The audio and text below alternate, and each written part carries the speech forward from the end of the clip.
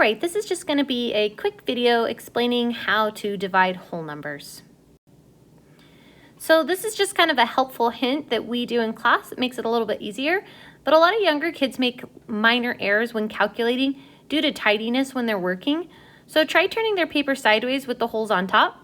The blue lines naturally make places for them to keep their numbers straight, and they tend to be able to add and subtract, multiply and divide a little more easily.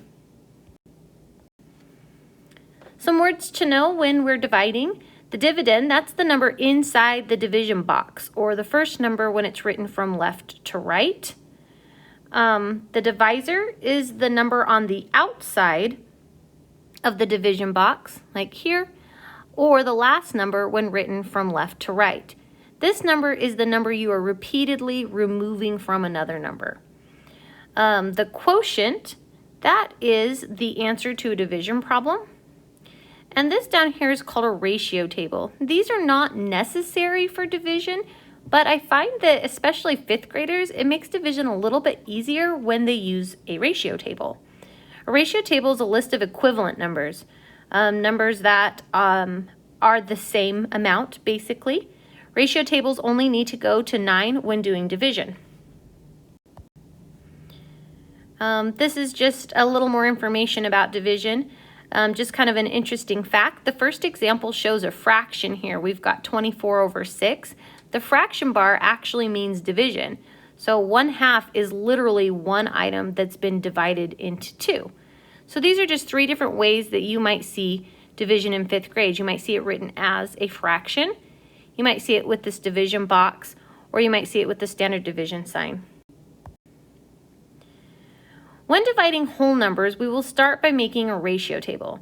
This step, like I said, it's not always necessary, especially for students who are good with multiplication, but it does make it really simple for others.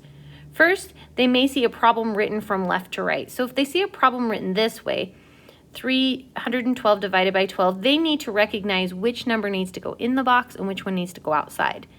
Second, like I said, they're going to make sure that that second number goes outside the division box, and that other number, the first number, goes inside the division box.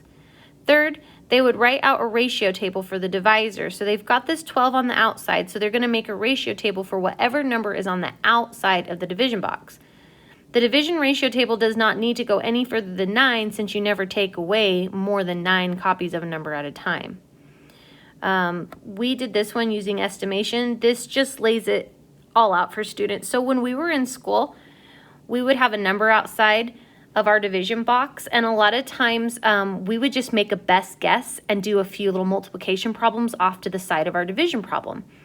That is a great technique, especially if your student's strong in multiplication. They should be able to catch on to that pretty easily and make a good guesstimate. If your student struggles with multiplication, a ratio table is a great option, because rather than making a best guess like we did and kind of solve a multiplication problem off to the side before dividing, you write all the possible answers out in the ratio table. And like I said, your ratio table doesn't have to go on forever. It only has to go on to 9. So this is how this ratio table works. This is 1 times 12, 2 times 12, 3 times 12, and so on. So here's an example division problem. We're going to go ahead and try this one here, and I'll show you how the ratio table works, because I know it's a little bit new and possibly a little uncomfortable.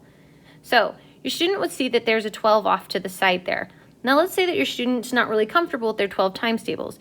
What they're going to do is they're going to make a ratio table. As I said, it always goes to 9, and it's actually helpful to start with 0. So we go 0, 1, 2, 3, 4, 5, 6, 7, 8, and 9. Now each of these numbers is going to be multiplied by 12. 0 times 12 is 0, 1 times 12 is 12, 2 times 12, 24, and we would just go on filling in all of this information. Now if you're doing a larger number, it's okay to have your student, they might want to add them, and that would work as well. And I can show you that in a minute. Okay, so now these are all the possible answers that are available. They don't have to do any side work. So this is how it's going to work. Tell the students to kind of start one number at a time. So I'm going to write the division problem a little larger over here. So we're going to start with just this 3. So we're trying to figure out how many times I could remove 12 from 3 without going over. So I look here on my ratio table and I notice the closest I can get to the actual number 3 on my ratio table is 0. That's the closest I can get to 3 but not go over it. So you see on my ratio table there's a 0 on top and a 0 on bottom.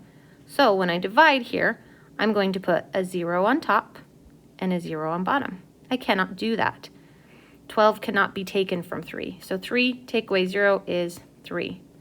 Now we're going to drop down that 1. They do not have to draw the arrows. We draw them just to start with so they understand that it's dropping down, but eventually they can let that go as well. So now here I am, I have 12. I'm trying to remove that from 31. I'm trying to figure out how many times can I take the number 12 from 31.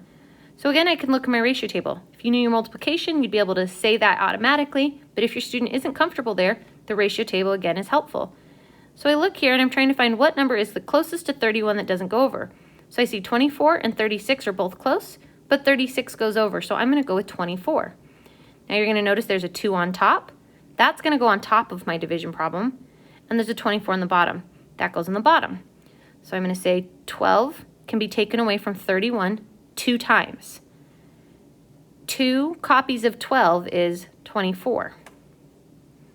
So I take that away. And I know that 24 take away 31 is going to give me 7. Okay, now I'm going to drop down my 2. And we're going to do this again. So I'm going to just look down my ratio table. I'm trying to see how close I can get to 72 without going over 72. So I look down my ratio table, and here I find I can do it exactly. You'll notice there's a 6 on top of the ratio table and a 72 on bottom. So the 6 goes on top. That means that I can take 12 copies of 6 copies of 12 away from 72. And that is a total of 72, so I subtract that, I get 0, and I'm finished with the problem. This is how we're doing some division in class, and like I said, the ratio table is not 100% necessary, but it is helpful for students who may or may not know their multiplication facts real well. It also helps in situations when I get into a larger number. For example, if I were doing something like 52s, when I made my ratio table, I'd know 0 times 52 is 0, and 1 times 52 is 52. 2 times 52. Now, most of us haven't learned our 52 times tables, so your student at this point could go 52 plus 52 to find the answer here, or they could do 52 times 2. Once they're moving on to the 3, they could do 52 plus 104, or they could do 3 times 52. Either way, it will help them come up with a ratio table when they're doing larger numbers, and then all the possible answers are on this ratio table, just like with the 12s. So it just makes it a little more simple. There's no guessing to it. And then as they become more advanced and have a better understanding of division, they can let go of the ratio table, but it's a great way to start. I hope this helps with division homework tonight. Thanks.